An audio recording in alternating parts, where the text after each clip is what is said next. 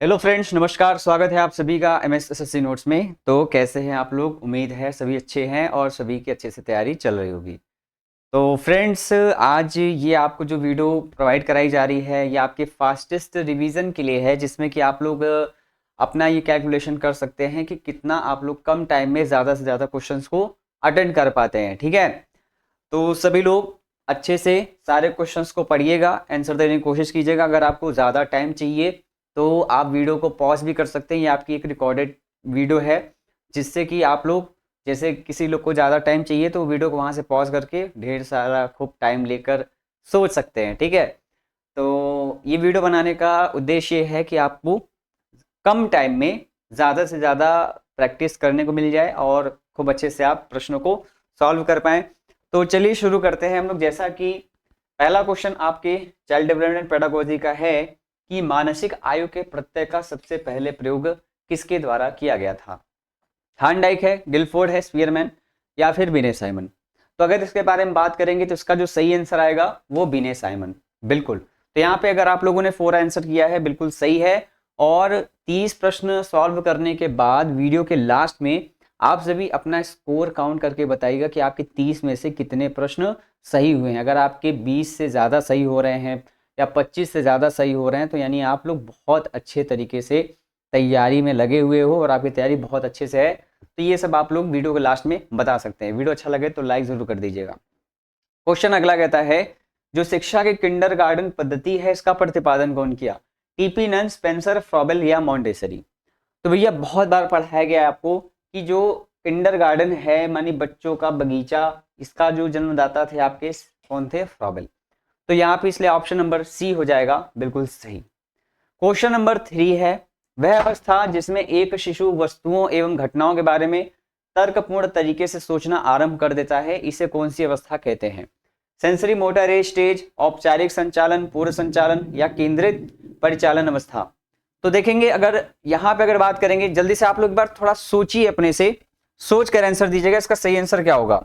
जी हाँ, एक बार आप लोग अपने से सोच के कमेंट कीजिएगा इसका राइट आंसर क्या होगा। वैसे आप लोग जीन पियाजे कई बार पढ़े होंगे, तो इसे क्या कहते हैं? केंद्रीय परिचालन अवस्था को मूर्त संक्रियात्मक अवस्था भी कहते हैं, इसलिए यहाँ पे ऑप्शन नंबर 4 को याद रखिएगा। कभी कभी आपको कंफ्यूज करने के लिए ऐसे ऑप्शन भी दे देता है परीक्षा में। अगला प्रश्न है, करीबी दोस्ती और घनिष्ठता निम्नलिखित में से किस चरण में दिखाई देती है? किशोरावस्था, युवा वयस्कता, प्रारंभिक बाल्यावस्था, उत्तर बाल्यावस्था।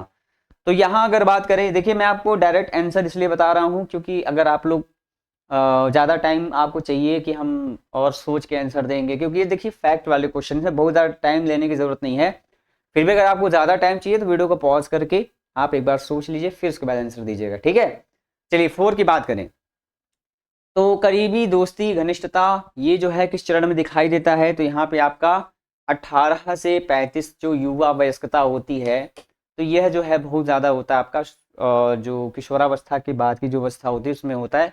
तो 4 का यहाँ पे ऑप्शन नंबर बी जो होगा बिल्कुल सही आंसर हो जाएगा। अगला क्वेश्चन देखिए, निम्नलिखित में से कौन सा सामाजिक शिक्षा का महत्वपूर्ण पहलू है? अनुकरण, रटन स्मृति, क्रिया प्रसूत अनुकूलन, संज्ञानात्मक क्षमता। तो सामाजिक शिक्षा का महत्वपूर्ण पहलू कौन सा होगा? तो सामाजिक शिक्षा में क्या होता है? सामाजिक शिक्षा में बच्चे अनुकरण करते हैं, एक दूसरे की चीजों को देखकर सीखते हैं, तो अनुकरण होगा राइट आंसर। अगला है, निम्नलिखित में से कौन सा व्यक्तित्व का घटक वास्तविकता सिद्धांत के अनुसार संचालित होता है? तो बताएं, ये तो आपके कौन दिए थे? सिगमंड फ्रायड, इदम अहम प्राहम, जो कि वास्तविकता से रिलेटेड है। किससे? वास्तविकता से रिलेटेड। तो वास्तविकता में कौन सा ऑप्शन आता है? तो यहाँ अगर बात करेंगे तो वास्तविक जगत की भावना को बच्चे सीखते हैं, अहम में होता है आईडी, ईगो, सुपर ईगो। तो इस अहम में आ जाता है वास्तविकता। बच्चे जो है वास्तविक जीवन से जुड़ना स्टार्ट करते हैं, वास्तविक चीजों को एक्सेप्ट करना स्टार्ट करते हैं। तो बी ऑप्शन सही होगा। सिर से पैर तक शुरू होने वाले विकास को किस नाम से जाना जाता है? सेफेलोकोडल, प्रॉक्सिमोडिस्टल, अंतर संबंध, एकीकरण। तो अगर बात करें सिर से पैर जो होता है, सिर से पैर की ओर जो सिद्धांत कार्य करता है, सेफेलोकोडल होता है, इसलिए यहाँ पे ऑप्शन नंबर पहला हो जाएगा सही आंसर। ठीक है, चलिए आंसर अपना काउंट करते रहिएगा कितना आप लोग सही कर रहे हैं। भाषा अधिग्रहण का नेटिविस्ट सिद्धांत किसके द्वारा दिया गया था? भाषा अधिग्रहण का नेटिविस्ट सिद्धांत किसके द्वारा दिया गया? जीन पियाजे, लेवागोस्की, न्याम चॉम्स्की, बोरोडिटस्की। तो बताएं। तो भाषा अधिग्रहण की बात होगी तो इसमें एक नाम सबसे पहले आते हैं, भाषा से रिलेटेड जो भी प्रयोग था सबसे ज़्यादा, वो चॉम्स्की का, नॉम चॉम्स्की इनका नाम था। भाषा से रिलेटेड इन्होंने प्रयोग किया था। और प्रकृति पोषण मुद्दे में वह मात्रा शामिल है जिसके लिए फिलिंग द ब्लैंक्स और अनुभवात्मक प्रभाव मानव विकास को निर्धारित करते हैं। आनुवंशिकी, लिंग, अधिगम, परिपक्वता। तो 9वें की अगर बात करें तो क्या होगा? प्रकृति पोषण में आपका आनुवंशिक और अनुभव, ये दोनों जो होते हैं मनुष्य के विकास पे प्रभाव डालते हैं। यहाँ आनुवंशिकी हो जाएगा आपका सही जवाब। अगला प्रश्न, निम्नलिखित में से कौन एक अच्छे परीक्षण की विशेषता से भिन्न है? देखो, अच्छी विशेषता में 3 चीज आती हैं। वो क्या क्या होती है बच्चा? वस्तुनिष्ठता, वैधता, विश्वसनीयता। अभिवृत्ति नहीं आती है, तो यही ऑप्शन आपका सही हो गया, सी वाला। ठीक। अगला क्वेश्चन है आपका, एक विद्यालय प्राथमिक बच्चों के लिए पुरुष शिक्षक से अधिक महिला को वरीयता देता है। तो पुरुष शिक्षक से ज्यादा महिला शिक्षक को वरीयता देता है, इसे क्या कहते हैं? लैंगिक विभेदन, लैंगिक रूढ़ियां, लैंगिक सामाजिकरण, लैंगिक भूमिकाएं। तो ये अगर देखा जाए तो भेदभाव हो रहा है, लैंगिक रूढ़िवादिता, यानी लैंगिक रूढ़िता ही सही उत्तर हो जाएगा। ऑप्शन नंबर बी सही जवाब। आगे, निम्नलिखित में से कौन सा संज्ञानात्मक क्षेत्र से संबंधित नहीं है? तो संज्ञानात्मक क्षेत्र से कौन सा ऑप्शन है जो संबंधित नहीं होगा? तो अनुप्रयोग बोध ज्ञान होता है, अनुमूल्यन का कोई संबंध नहीं है, तो ए वाला उत्तर होगा आपका सही जवाब। ऑप्शन नंबर ए बिल्कुल सही है। कोहलबर्ग के नैतिक विकास के सिद्धांत के अनुसार निम्नलिखित में से कौन सा कथन गलत है? कौन सा कथन गलत है कोहलबर्ग के अनुसार? तो कह रहा है स्तरीय विकास अपरिवर्तनीय है। हाँ, सही बात है।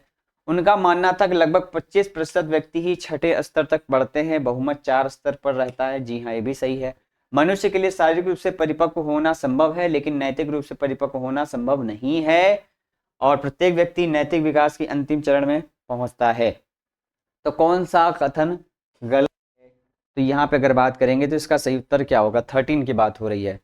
13 में आप लोग बताएं कौन सा कथन गलत है। तो ये आपको दिख रहा है, मनुष्य का शारीरिक रूप से परिपक्व होना संभव है, लेकिन नैतिक रूप से परिपक्व होना संभव नहीं है। ऐसा नहीं है, क्योंकि नैतिकता भावना धीरे धीरे मैच्योरिटी बढ़ती है समय के अनुसार। तो ये ऐसा बात नहीं है। इस सिद्धांत का मतलब ही है नैतिक विकास का सिद्धांत में बच्चे नैतिक गुणों को किस तरीके से विकसित करते हैं। तो ये नैतिक विकास से रिलेटेड है, इसका कोई ऑप्शन इससे संबंधित है ही नहीं। अगला, निम्नलिखित में से कौन सा अधिगम के पठार का कारण नहीं है? प्रेरणा की सीमा, विद्यालय का सहयोग, शारीरिक सीमा, ज्ञान की सीमा। 14 की बात हो रही है। 14 का आप लोग का अधिगम के पठार का कारण नहीं है, विद्यालय का असहयोग। बिल्कुल ऑप्शन नंबर बी सही है। स्किनर के अनुसार किस सिद्धांत का प्रयोग करके छोटी कक्षा के बच्चों को सिखाने के लिए भाषा विकास की प्रक्रिया को सरल बनाया जा सकता है? तो भाषा विकास की प्रक्रिया को आप सरल कैसे बना सकते हैं? तो अनुकरण तो होगा नहीं, भाषा अर्जित होगा नहीं, परिपक्वता होगा नहीं, अनुबंधन का सिद्धांत इसमें कार्य करेगा, क्योंकि इन्होंने ही दिया था, स्किनर ने। अगला क्वेश्चन कहता है कि शारीरिक वृद्धि विकास क्या है? तत्परता, परिपक्वता, परिवर्तनीयता, वंशागति। तो यह जो उत्तर सही हो जाएगा इसका, ऑप्शन नंबर बी बिल्कुल सही होगा। परिपक्वता जो है यही आपकी शारीरिक वृद्धि एवं विकास को दर्शाता है। अगला क्वेश्चन है, एरिक्सन के अनुसार निम्नलिखित में से कौन अहम समरसता के लिए सही विवरण है? अहम समरसता के लिए सही विवरण कौन सा हो जाएगा एरिक्सन के अनुसार? 17 का राइट आंसर क्या है? तो स्वयं के बारे में बुनियादी जानकारी जैसे कि धर्म या जाति नहीं, जब कोई खुद को अहंकारी और शिष्ट समझता है नहीं, सामाजिक रूप से बातचीत के माध्यम से बनने वाली स्वयं की भावना, हाँ ये सही है। तो सी वाला उत्तर होगा सही। अगला प्रश्न है, निम्नलिखित में से कौन सा बाल केंद्रित शिक्षा का सिद्धांत नहीं है? तो बाल केंद्रित शिक्षा का सिद्धांत कौन सा नहीं है? सक्रिय स्व विनियम अधिगम, अच्छी तरह से तैयार किए गए अधिगम का वातावरण, आत्मनिरीक्षण द्वारा अधिगम, प्रदर्शन की व्यापक समझ। तो बाल केंद्रित शिक्षा का सिद्धांत कौन सा नहीं है? तो आत्मनिरीक्षण द्वारा अधिगम ये कभी भी बालक केंद्रित में नहीं आता है, इसलिए यहाँ पे ऑप्शन नंबर बिल्कुल सी सही है। अगला है औपचारिक मूल्यांकन आमतौर पर के लिए प्रयोग किया जाता है। किसके लिए? औपचारिक परीक्षण किसके लिए प्रयोग में लाया जाता है? उपचार, पदोन्नति, वर्गीकरण, अंकितन। तो उपचार के लिए प्रयोग में लाया जाता है, ऑप्शन सही होगा। क्वेश्चन नंबर 20 कहता है विशेष आवश्यकता वाले बच्चों को शिक्षा प्रदान की जानी चाहिए कैसे? अन्य समान बच्चों के साथ, विशेष विद्यालय में विकसित किए गए तरीके से, विशेष विद्यालय में विशेष विद्यालय के शिक्षक के द्वारा। तो यहाँ बिल्कुल साफ सी बात है, सभी के लिए समान शिक्षा यानी अन्य समान बच्चों के साथ पढ़ाएंगे। ऑप्शन नंबर ए होगा सही जवाब। निम्नलिखित में से कौन समावेशी शिक्षा का एक सिद्धांत है?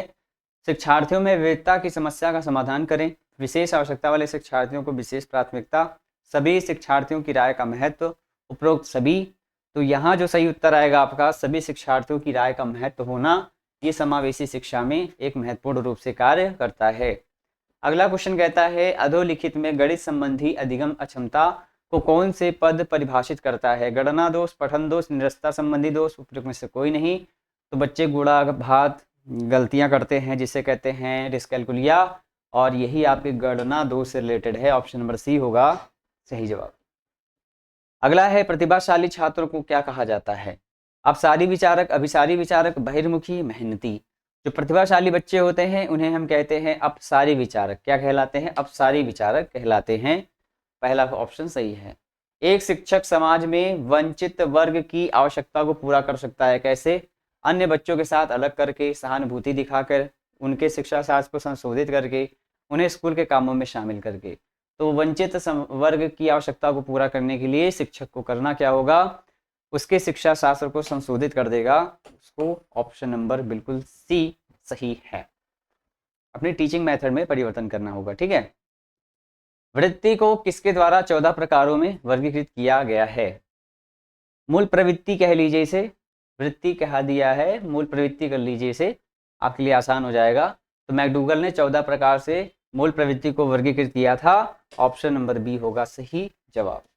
क्वेश्चन नंबर 26 कहता है सहयोगात्मक समस्या को हल करना किसकी मुख्य विशेषता है? सहयोगात्मक यानी हेल्पिंग वाली चीज आ गई, इसके फोल्डिंग हो गई ना।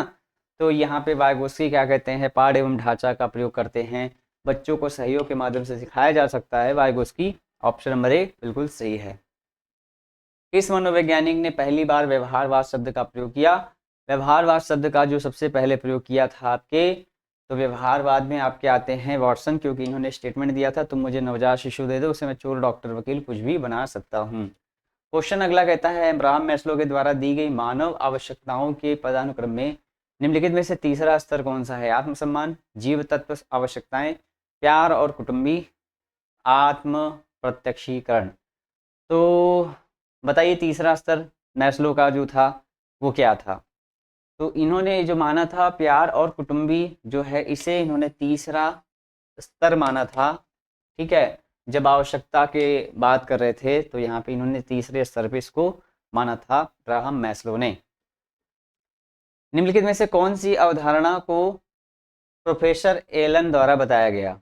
या इन्होंने कौन सी, प्रोफेसर एलन ने कौन सी शिक्षण से रिलेटेड इन्हें समझा जाता है? समूह शिक्षण, विशेष शिक्षा, सूक्ष्म शिक्षण, बहुबुद्धिमत्ता। तो जो एलन थे इन्हें माइक्रो टीचिंग से रिलेटेड इनके जनक के रूप में जाना जाता है। तो सी ऑप्शन एकदम सही होना चाहिए। अगला प्रश्न है शिक्षक अपनी कक्षा में रचनात्मकता को कैसे बढ़ावा दे सकता है? व्याख्या विधि के द्वारा, बुद्धिशीलता, श्रवण दृश्य सहायक सामग्री, या ये सभी? तो क्या होगा? शिक्षक अपनी कक्षा में रचनात्मकता को कैसे बढ़ावा दे सकता है? तो जाहिर सी बात है वहाँ पे आपको व्याख्यान विधि, बुद्धिशीलता, श्रवण दृश्य सहायक सामग्री सबका प्रयोग करेंगे, तो इससे बच्चे और अच्छे तरीके से क्रिएटिव हो जाएंगे। तो डी ऑप्शन यहाँ पे सही होगा, ठीक है। तो ये थी आज की क्लास। आशा है आपको 30 में से बहुत अच्छे से सारे क्वेश्चंस आप लोगों ने कर लिए होंगे। कितने प्रश्न आप लोगों ने सही किए एक बार कमेंट करके ज़रूर बताइए। वीडियो को लाइक ज़रूर कीजिएगा, और आपके लिए इसी तरीके से सारे इंपॉर्टेंट टॉपिक्स को कवर कराया जाएगा, अच्छे अच्छे क्वेश्चन लाए जाएंगे, ठीक है। हाँ, एक बार सभी लोग वीडियो को लाइक करके और कमेंट करके बताइएगा आपके 30 में से कितने प्रश्न सही हुए, और इसी सीरीज़ को इस तरह से और अच्छे अच्छे क्वेश्चंस के साथ हम लोग आगे लेकर आते रहेंगे। तब तक के लिए सभी को नमस्कार। और यूपी टेट का कंप्लीट कोर्स और मॉक टेस्ट पीडीएफ नोट्स प्राप्त करने के लिए नीचे व्हाट्सएप नंबर पे आप लोग कॉल मैसेज करके इंक्वायरी ले सकते हैं कि कैसे आपको पीडीएफ वगैरह या सारी क्लासेस वगैरह कैसे प्राप्त होंगी। वो सारी डिटेल आपको नीचे व्हाट्सएप पे मिल जाएंगी। तब तक के लिए नमस्कार, धन्यवाद, जय हिंद।